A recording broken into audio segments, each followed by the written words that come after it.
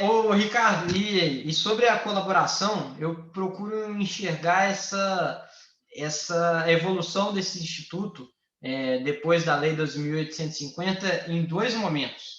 Um momento antes pacote anticrime e um momento depois pacote anticrime. Todo esse debate que nós estávamos tendo sobre possibilidade de receber denúncia com base em acordo de colaboração premiada, até mesmo no direito do delatado impugnar o acordo de colaboração.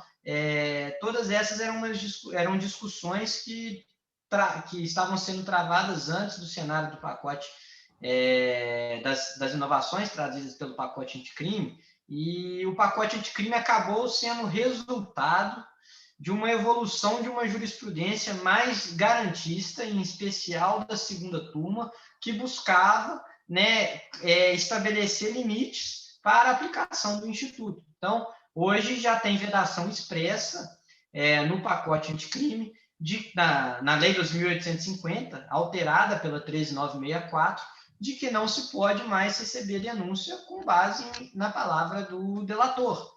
E vai mais além, não pode também ter a decretação de medidas cautelares pessoais e reais, patrimoniais, com base na palavra do delator. Medidas cautelares probatórias pode, porque aí até o fim mesmo da colaboração premiada enquanto meio de obtenção de prova, mas não se pode decretar uma prisão preventiva com base na colaboração premiada, com base na palavra do delator, o que antes do pacote anticrime era possível encontrar jurisprudência no sentido contrário.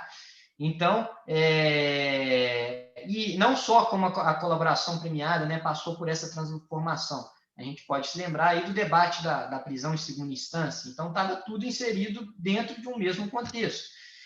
Uma outra discussão que se tinha com maior efervescência no nascedouro nos primeiros anos da Lei 2.850 era a respeito dos legitimados para firmar um acordo de colaboração premiada.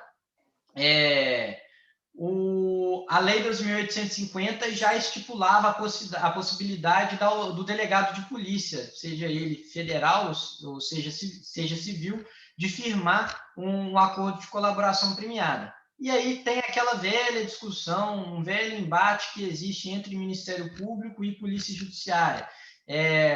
Basta a gente lembrar daquela, eu esqueci o nome agora, acho que era PEC 37, 37, nos idos de 2013, né, que buscava alterar a Constituição para não permitir que o Ministério Público presidisse a investigação preliminar, né, instaurasse os seus PICs, procedimentos investigatórios criminais. Era um movimento, né, que surgiu mais das corporações da Polícia Judiciária, e ali desgastou muito a relação entre Ministério Público e Polícia Judiciária. E esse embate volta na discussão da colaboração premiada, Ricardo, especialmente acerca dos legitimados. E aí, na redação original da 2.850, se permitia ao delegado de polícia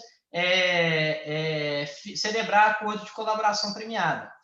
No entanto, o Ministério Público, a PGR, até chegou a ajuizar essa ADinha, a 5.508, para discutir a constitucionalidade dessa previsão legal que permitia a autoridade policial celebrar o acordo de colaboração premiada. E qual que foi o argumento principal assim que a PGR alegou? Falou o seguinte: o titular da ação penal é o Ministério Público, não é a polícia. E com razão. E um dos benefícios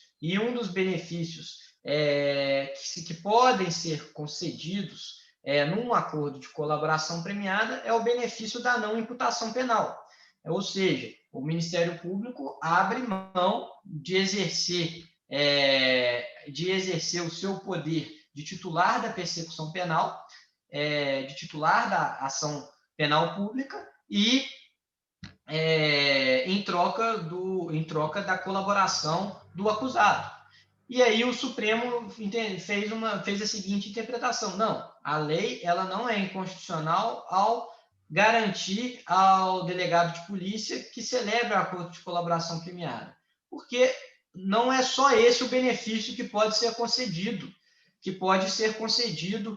ao colaborador. Pode ter também uma redução de pena, que é o mais usual. E tanto o benefício da redução da pena, assim como quando ele é firmado pelo Ministério Público, ele não adquire eficácia imediata, porque depende da aplicação do juiz. Então, nesses benefícios, com relação a esses benefícios, excetuando da não imputação penal, se tem ali um mesmo patamar de poderes entre Polícia Judiciária e Ministério Público. Mas a Polícia Judiciária realmente não pode conceder o benefício da não imputação penal. E temos aí três casos paradigmáticos em que muitas vezes, né, o acusado ele que quer delatar, ele primeiro vai bater as portas do Ministério Público. É o mais comum, porque, afinal de contas, ele é o titular da ação penal e ele vai querer tentar ter o benefício da não imputação penal. Mas, muitas vezes, o Ministério Público entende, né, que aquelas informações que o colaborador pretende entregar não são tão pertinentes ou não são infundadas e se recusa a celebrar um acordo de colaboração premiada. Aí, o que o acusado faz? Tenta fazer um acordo com a Polícia Judiciária. Aconteceu isso no caso do Palocci, em que ele não celebrou um acordo, eu vou falando os nomes aqui, porque figuras públicas de imprensa, o Palocci ele não conseguiu celebrar o acordo com o Ministério Público, mas celebrou o acordo com a Polícia Federal. E foi homologado, e está em fase de execução.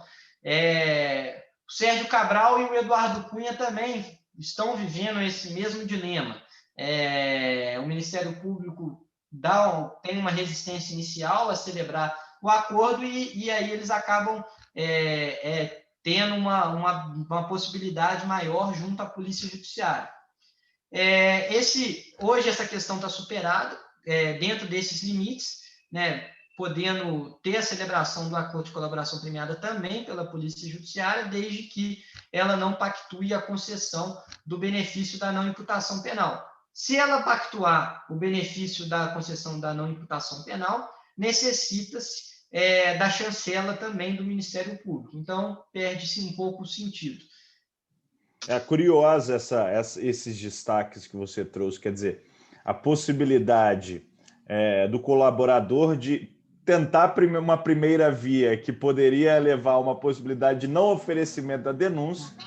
Caso não seja possível, vamos tentar uma segunda via com a Polícia Judiciária para ver qual é a possibilidade de se alcançar nessa discussão que traz uma colaboração premiada. Achei curiosa essa dinâmica.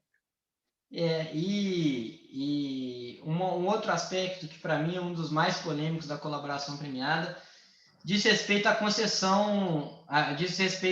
concessão dos benefícios, né, Ricardo? Porque, não sei se você se recorda, nós que gostamos do direito penal, que, né, dedicamos alguma parte do nosso tempo ao estudo dele, muitas vezes nós víamos nos jornais o seguinte: o fulano de tal firmou um acordo de colaboração premiada na qual ele se compromete a cumprir uma pena de 40 anos de prisão, sendo que os 2 primeiros são em regime inicial fechado e o restante em regime semiaberto diferenciado ou um regime fechado domiciliar. Uhum. Eu descobria pelos jornais novos regimes prisionais. Estava ali estudando a lei de execução penal e não encontrava. Não localizava a referência, exatamente. Não localizava a referência, e isso tudo sendo homologado, os colaboradores gozando desses benefícios. Tínhamos também a figura da concessão de alguns benefícios, outros muito polêmicos. Isso em alguns doleiros da Lava Jato aconteceu a concessão desses benefícios, em que ele se comprometia a restituir parte do proveito do crime, mas o acordo garantia a ele que o carro que ele recebeu ou que o apartamento que ele comprou com aquele produto do crime ficasse com a família. Ou seja, era um reconhecimento do Estado. O Estado sabe que você só adquiriu aquele bem em função da prática criminosa que você me falou, você, colaborador, me falou, e ainda assim eu deixo você ficar com esses bens. Então, se tinha um cenário totalmente caótico. Era um verdadeiro sistema de concessão de benefícios à la carte, onde o colaborador e o Ministério Público, a Polícia Judiciária, escolhiam quais benefícios iam ou não conceder, sem qualquer critério legal. E aí, o Ricardo, há gente que sustente, com até muito fundamento e propriedade, a possibilidade da concessão desses benefícios, sob o seguinte argumento, de que se você não permitir um espaço mínimo de consenso na pactuação dos benefícios do acordo de colaboração premiada, você está ferindo a própria lógica do sistema de justiça negocial, que é esse ambiente de concessão de prêmios, de troca-troca, de retribuições e de concessão de benefícios e retribuição de elementos probatórios. Quase uma mercantilização. Quase uma mercantilização. Quase. É um direito penal do balcão. É um direito penal do balcão. E aí, nesse posicionamento, né, favorável à concessão de benefícios não previstos em lei, eles falam o seguinte: que estímulo vai ter uma pessoa em colaborar com o Estado se os benefícios que ele pode obter são aqueles tradicionais, como redução de pena, perdão, ou um perdão judicial, que é difícil de acontecer. Então, houve uma resistência muito grande por parte das forças-tarefas, dos defensores desse posicionamento, tem até um autor de um procurador da República que ele escreve um artigo muito bem fundamentado. Eu até discordo, mas eu reconheço que tem uma lógica a construção do raciocínio dele, que é o Andrei Borges de Mendonça, que era um procurador da Lava Jato, celebrou vários acordos, e ele se dedica academicamente a sustentar essa possibilidade. E ele fala: olha, aqui não existe só o devido processo legal, tem também o devido processo consensual, que a lógica da colaboração premiada se insere num ambiente de justiça penal negocial, onde se tem ali uma mitigação do princípio da obrigatoriedade da ação penal, mas de um microsistema de estímulos premiais para o colaborador. É uma discussão muito interessante, é possível encontrar argumentos muito bem fundamentados, né, nesse sentido, mas essa discussão acabou sendo... e tinha chancela da jurisprudência. Tinha chancela da jurisprudência, grande parte, TRFs, o próprio STJ, e aí chegava no Supremo, tinha aquela discussão clássica, primeira e segunda turma. Mas aí essa discussão acabou sendo amenizada com a superveniência do pacote anticrime, que veio estabelecer quais benefícios podem ou não ser concedidos. E quais são eles? O perdão judicial, a redução em até 2/3 da pena privativa da liberdade, substituição por restritivo de direito, e fala que tem que ter, que não pode desrespeitar os regimes prisionais que estão ali previstos no Código Penal e na Lei de Execução Penal. E aí se tem até uma discussão, eu até escrevi um artigo sobre isso, até no mestrado, se com essa modificação trazida pelo pacote anticrime, se existe algum espaço de consenso dentro dessa nova sistemática de concessão de benefícios para a colaboração premiada. E aí eu até falo, para não se perder esse estímulo premial e ao mesmo tempo respeitar as normas de direito penal e de execução penal, que se possa estabelecer um teto sancionatório. Não é um regime prisional diferente, nem uma pena fixa, que nesse caso subtrairia o poder do juiz, mas estabelecer um teto sancionatório na qual o juiz poderá fixar a pena que bem entender dentro daquele limite de pena. É uma possibilidade, uma discussão de não se perder o caráter premial da colaboração e, ao mesmo tempo, respeitar as normas de direito penal e execução penal. Você consegue elaborar um exemplo para a gente, Dimas, sobre um teto sancionatório que você imaginaria, já que acho que... Vai lá. Vamos supor, vamos pegar aí o tipo penal da corrupção passiva. Okay. Salvo engano, eu acho que a pena máxima do caput sem a majorante 12 anos. 12 anos. Ao invés de se aplicar o máximo da pena, vamos estabelecer, aqui o Ministério Público e o colaborador acordam, né, que se o colaborador cumprir com todas as suas obrigações, ele pode ter uma redução de pena dentro desse patamar, caso seja aplicada a redução, ou um teto sancionatório de 9 anos, de 9 anos ou 8 anos, a permitir que ele cumpra, né? Se ele pegar uma pena menor do que 8, cumprir no regime semiaberto, no regime inicial. Então, é uma possibilidade. Estamos respeitando os parâmetros legais, e, ao mesmo tempo, estamos ali a conferir um certo espaço de consenso da lógica premial que gira em torno do Instituto. Acho interessante, mas só a consideração... Desculpa, eu te interrompi. Desculpa. Não, por favor. Não, siga no teu raciocínio, por favor. Não, eu ia mudar o raciocínio. Então, vou aproveitar só para fazer a consideração, quer dizer, o quanto que essa liberdade de se chegar a uma negociação ao ponto de nos encontrarmos com possibilidades, combinações de pena, prisões domiciliares, enfim, regimes pré-definidos que fogem ao nosso costume, o quanto disso, portanto, não acaba ofendendo, causando estranhamento, não é ofendendo, causando estranhamento aos nossos ouvidos e aos nossos olhos ao lermos essas decisões, porque não estamos inseridos em uma cultura jurídica, em uma tradição jurídica que é muito positivista no âmbito do direito penal, extremamente legalista. E aí, muitas vezes, essas decisões que acabam sendo elaboradas como decisões que muitas vezes são intermediárias ou de combinações de dispositivos, faz com que a gente sinta certo desconforto, né? Estamos mal localizados dentro disso, diante da nossa tradição.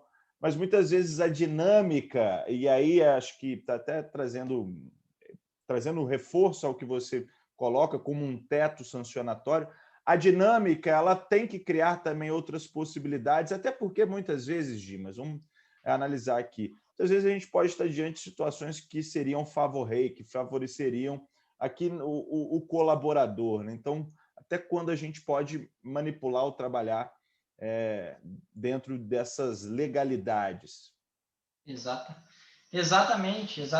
É por isso que o sistema de justiça negocial, ainda que ele seja aceito hoje, mas ele não deixa de gerar um tensionamento ao processo penal tradicional, ao nosso sistema acusatório.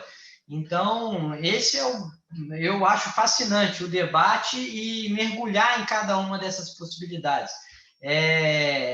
E como, né, o acordo de colaboração premiada, ele não deixa de ser um negócio jurídico processual, portanto, né, o que o direito civil chama de contrato bilateral sinalagmático, né, de obrigações de parte a parte. Temos aí que aqui no slide as obrigações do colaborador para fazer jus à concessão dos benefícios. E uma coisa que é importante ficar muito claro, Ricardo, que eu vejo muita gente confundindo: Ministério Público e Polícia Judiciária, eles não concedem os benefícios. Quem concede o benefício é o juiz. Ministério Público e Polícia Judiciária, ao celebrar o acordo de colaboração premiada, se comprometem a pedir ao juiz, desde que o colaborador cumpra com as suas obrigações, a concessão dos benefícios. Mas a inarredável jurisdicionalidade ela não deixa ela continua sendo observada. A manifestação judicial, o juiz continua sendo o protagonista do processo decisório, ainda que gire em torno de colaboração premiada. Ele não pode, obviamente, participar das tratativas, até porque ele está ali como um fiscal dos direitos do colaborador, dos direitos fundamentais do colaborador, que não deixa de estar, né, numa situação de vulnerabilidade. Então, o juiz ele não pode participar das reuniões, ele tem, ele antes de homologar, ele tem que analisar friamente se a voluntariedade foi respeitada, e não é fazendo aquelas perguntas tradicionais que muitas vezes a gente acaba vendo na audiência de custódia, né, se o sujeito apanhou ou não, se envolvendo, se envolvendo, né, de um ponto de vista imparcial, mas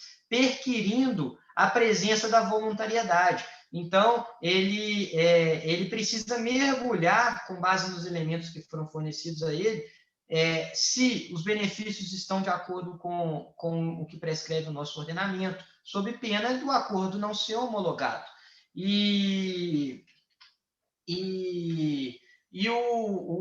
Agora é importante também a gente entender a lógica, o procedimento da colaboração premiada. Os acordos podem ser firmados em qualquer momento da persecução penal, inclusive após o trânsito em julgado da sentença penal condenatória. Porque como a utilidade da colaboração premiada é um meio de obtenção de prova, independentemente do momento em que ela se dê, se o colaborador leva informações e com fundamento para os órgãos de persecução, né, que levem resultado a novos elementos investigativos, ele pode obter ali os benefícios naturais da colaboração premiada. Então, por isso que não tem restrição quanto ao momento da celebração do acordo de colaboração premiada.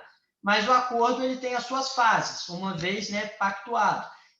A fase inicial das tratativas, e hoje está muito melhor regulado no pacote anticrime, é o que alterou substancialmente a lei 2.850 nesse aspecto, que regulou muito bem as tratativas. Hoje você tem ali um termo de confidencialidade, um procedimento dentro do previsto em lei, dentro do próprio Ministério Público, onde se oportunize o contraditório, onde se oportunize a qualquer momento das negociações do acusado se retratar, dele desistir sem qualquer prejuízo, a ele. E aí tem uma discussão, Ricardo, que é interessante, que é muito perceptível nos acordos de leniência, no qual acontece o seguinte: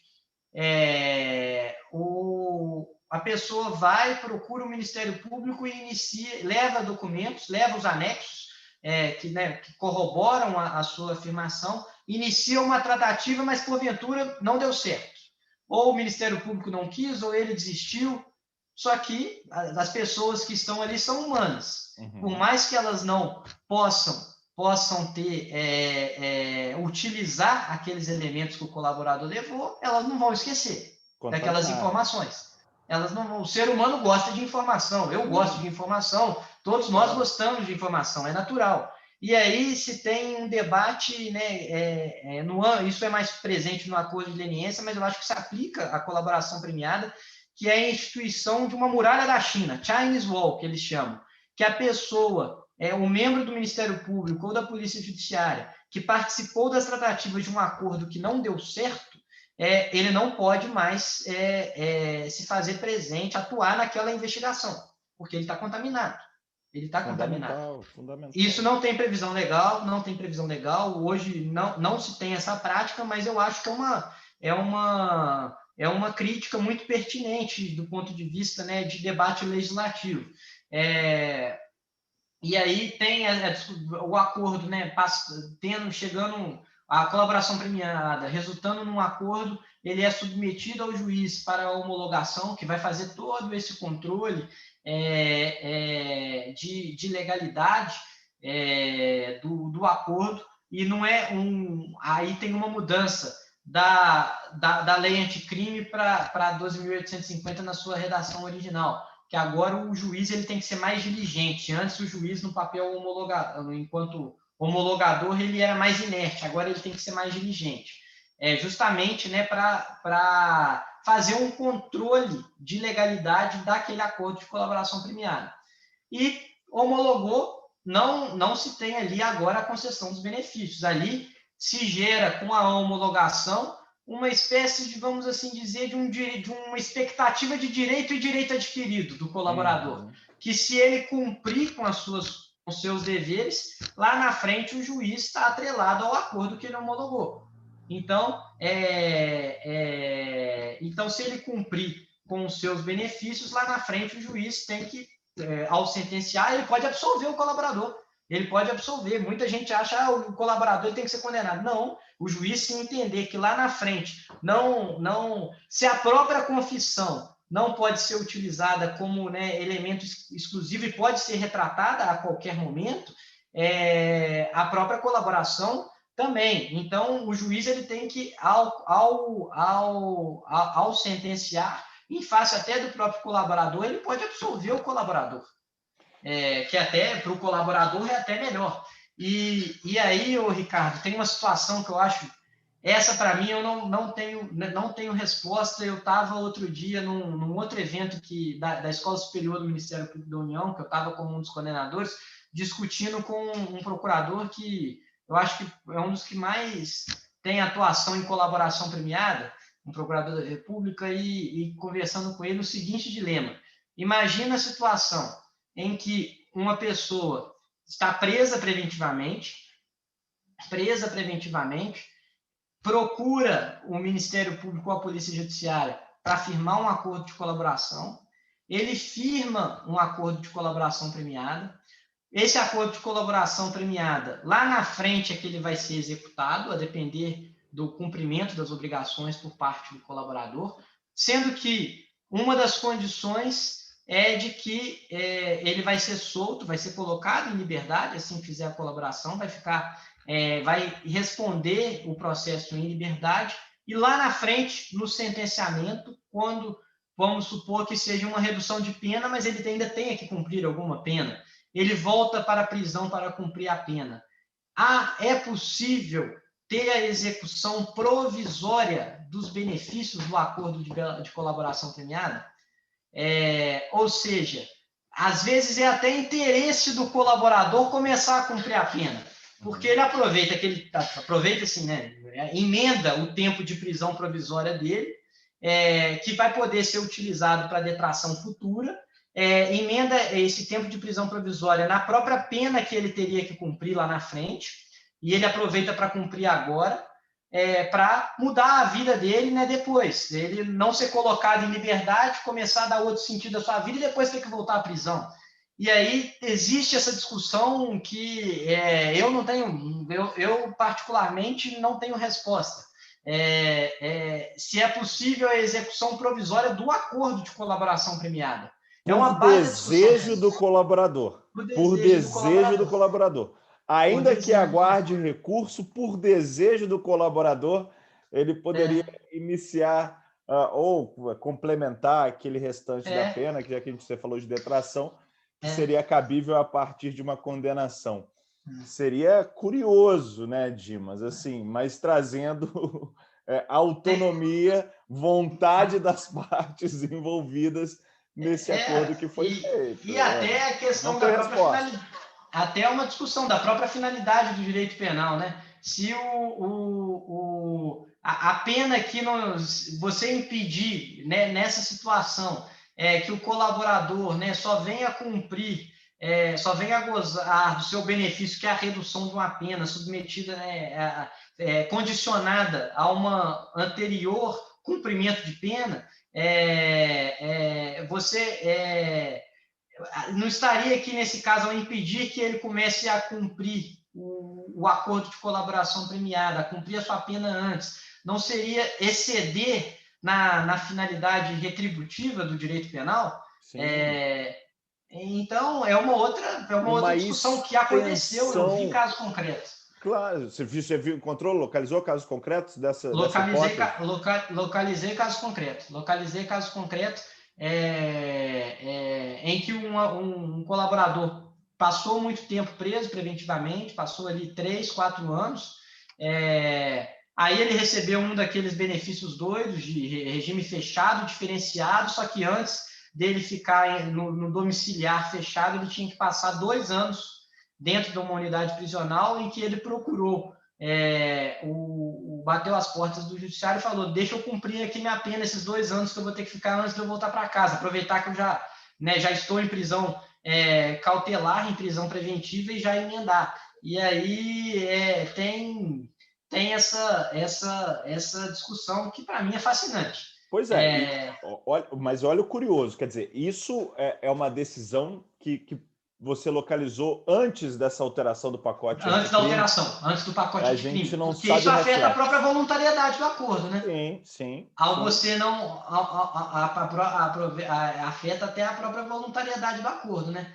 Porque a voluntariedade não é eu quero, não é a declaração de voluntariedade, é de que naquele momento em que você aceitou o acordo, você não estava submetido a nenhuma outra circunstância que, ainda que afetasse o seu subconsciente indiretamente, mas estava afetando o seu aspecto psíquico de se autodeterminar. Claro. Então, existe acho que agora esse problema, né, com a vedação, a concessão de benefícios não previstos em lei, acho que agora não acontece mais. Mas ainda assim eu achava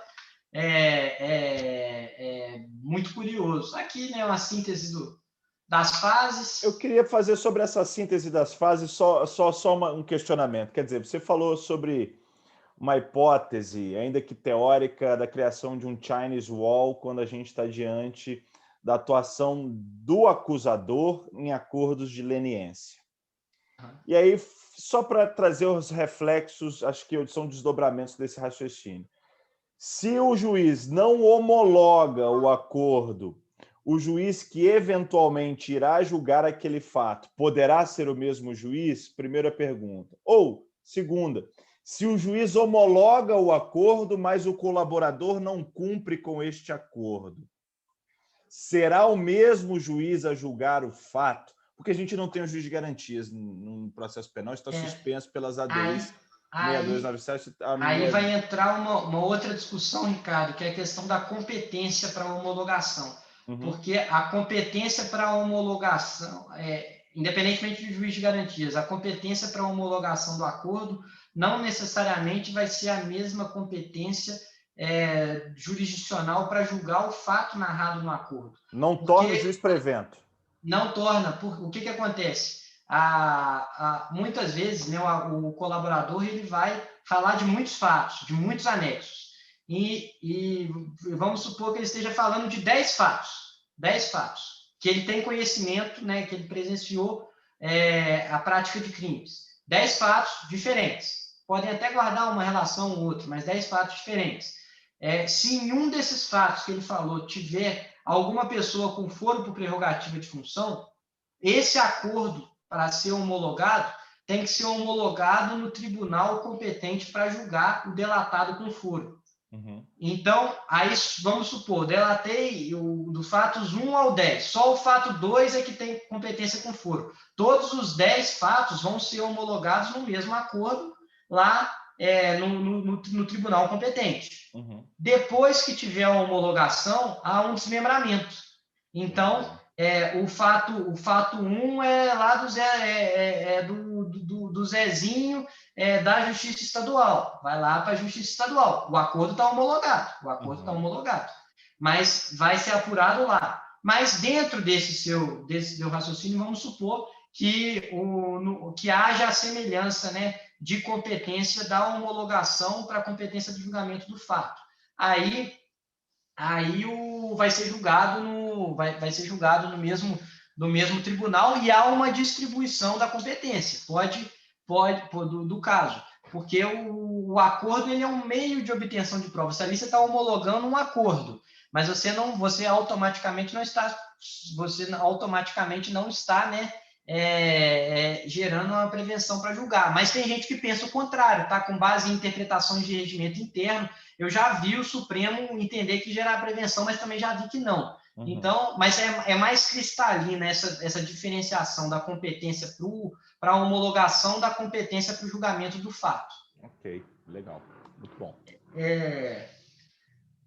E aí, o Ricardo, tem aquele caso paradigmático, que é o HC 157627, que foi, para mim, foi um turning point, um julgamento muito importante para mudar o debate sobre a aplicação da colaboração premiada, que é a questão da ordem de manifestação do delatado e do colaborador, né, no processo. Ali, o caso que foi julgado pela segunda turma foi o caso do ex-presidente da Petrobras, do Bendini, que ele estava respondendo a ação penal na 13ª Vara de Curitiba, da Justiça Federal, e que ele, nas alegações finais, já em audiência, antes de conferir o prazo para alegações finais, em audiência ele solicitou para falar depois do delatado, mas aí o juízo entendeu que os dois eram acusados, então que não teria pertinência, e aí ele voltou a falar isso em alegações finais, suscitando uma nulidade, foi condenado, suscitou isso em apelação, em razões recursais, e levou a questão até o Supremo Tribunal Federal, por meio de um habeas corpus que tinha sido negado monocraticamente, e depois ele entrou com um agravo que foi julgado pela turma, salientando essa nulidade. E aí a segunda turma, para mim, falou o que era claro. O colaborador ele não é um acusado normal. Justamente por a colaboração premiada. Aí a gente volta lá naquela minha primeira fala. A colaboração premiada está inserida nessa lógica em que o acusado sai da posição de resistência e passa a cooperar com o Estado. Uhum. Ele, ao ser um meio de obtenção, pelo fato do acordo ser um meio de obtenção de prova, e o colaborador ter um interesse na eficácia desse meio de obtenção de prova, ele sai completamente da sua posição de resistência e passa a se comportar como auxiliar da persecução penal. Portanto, a defesa sempre tem o dever, o direito de falar por último, até para saber, poder se defender de todas as imputações, de todos os fatos.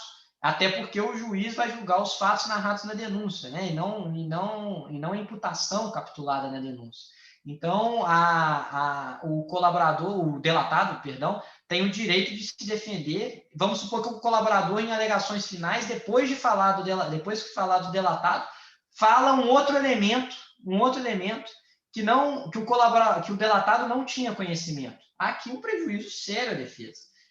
E aí, esse julgamento do Supremo, essa concessão da ordem, ela acabou por refletir na própria redação da Lei 2.850, porque veio o pacote anticrime que inseriu esse artigo 10A, lá o parágrafo 10A no artigo 4º da Lei 2.850, para falar que em todos os momentos processuais o delatado fala por último. Se numa resposta à acusação tiver como acusado colaborador e delatado, o colaborador apresenta sua resposta à acusação antes do delatado, para o pleno exercício, né, da ampla defesa. Só que,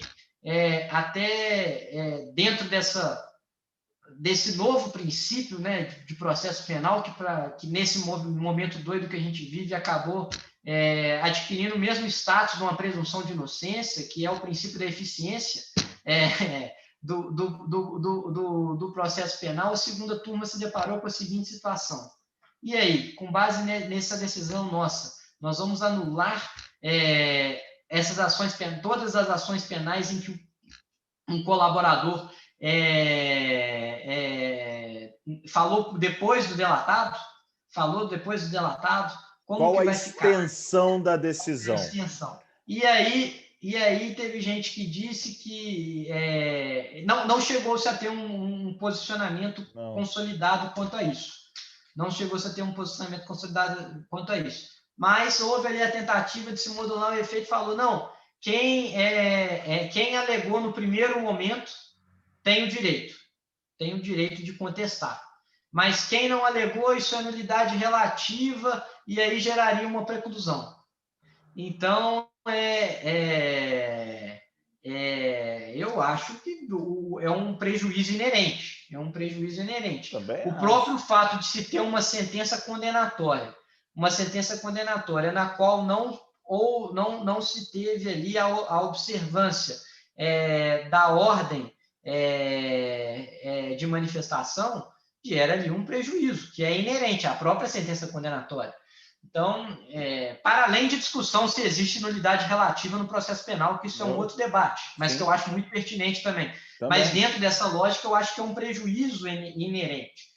Então, aí o pacote anticrime veio, né, para ser mais enfático e falar, não, em todos os momentos, o interrogatório do delatado é sempre o último ato, antes mesmo do colaborador, alegações finais, razões recursais, resposta à acusação, tudo é depois. Essa análise do Supremo, ela me traz algumas reflexões assim, que são necessárias, talvez. Uma primeira discussão é sobre quando o Supremo Tribunal Federal, em sede de controle difuso, já que é um habeas corpus, se ele tem a possibilidade de conceder a sua decisão efeito erga omnes, que é o que se tem discutido muito em constitucional, para alguns chamado de abstrativização do controle difuso, para objetivação. Eu acabei de escrever um artigo sobre isso. Foi publicado agora. Qual a extensão das decisões em controle difuso? Aquele papel do Senado Federal, artigo 52, inciso 10, que é uma discussão que atravessa o direito constitucional nas ações de controle difuso já há algum tempo, há década, possivelmente, a gente vê isso sendo discutido. A gente teve HCs, reclamações constitucionais, trabalhando com essa possibilidade, e aí o Supremo discutindo. Então, essa decisão me faz perceber que o Supremo ele tem a capacidade de, no controle difuso, até modular os efeitos. A gente conhece a modulação no tempo, se eficácia ex nunc ou ex tunc, mas essas decisões que o Supremo vem dando em sede de controle difuso, ele consegue modular a extensão. Se vai ter efeito inter partes ou vai se ter efeito erga omnes, isso é uma decisão do Supremo, o que não há possibilidade em ação de controle concentrado, diga-se de passagem. Ação de controle concentrado só tem modulação no efeito temporal, nunca modulação no efeito quanto à extensão, sempre erga omnes no controle concentrado. No difuso, criou-se essa possibilidade. E aí, quando chega o pacote anticrime e traz alterações, inclusive na legislação da lei de crime organizado, a questão que me levanto é o parágrafo 10A. Ele irá retroagir, porque é uma norma processual penal, mas que envolve direitos e garantias fundamentais. Então, a gente entra naquela discussão, será que nós, quando se trata de uma norma penal, a gente tem a possibilidade de retroagir? Normas processuais penais não necessariamente vão retroagir, a não ser que elas tenham essa característica mista ou que envolvam direitos e garantias fundamentais. Quer dizer, basicamente, a doutrina vai trabalhar com essa interpretação. Estou trazendo uma interpretação mais simples sobre essa possibilidade. Agora, o parágrafo 10A, retroage, Dimas? Ricardo, eu tenho entendimento de que deve retroagir. Eu também. De que deve retroagir. Direitos fundamentais. Envolve direitos fundamentais, tudo bem que é uma norma de processo penal, é uma norma processual, mas ela não é uma norma... ela é uma norma processual penal, mas ela não é uma norma estritamente procedimental. Não. Ela é uma norma que debate, que discute a presunção de inocência, que discute a própria efetividade da ampla defesa do contraditório, e então ela tem impactos claros numa eventual extinção da punibilidade. Então eu acho que deve retroagir sob o ponto de vista de que e aí tem que entender também a própria concepção de direitos fundamentais, das garantias fundamentais. O processo ele não é um fim em si mesmo. O processo é um fim para a consecução dos direitos fundamentais, da consecução da persecução penal limitada aos direitos fundamentais. A partir do momento em que se tem uma alteração de uma norma processual que impacta diretamente a concretização dos direitos fundamentais, você está colocando aqui em xeque a própria finalidade do processo. A própria finalidade do processo. Os direitos fundamentais, eles existem para que a persecução penal não seja uma barbárie. E quando se tem uma regra que consagra a concretude de um direito fundamental e que impacta diretamente no resultado do processo, eu acredito que deva retroagir. Concordo, eu também concordo. É... Vou interromper mais uma vez para a gente iniciar um novo vídeo, ok? Porque pela questão do tempo, para a gente não ser interrompido no meio do raciocínio. Beleza.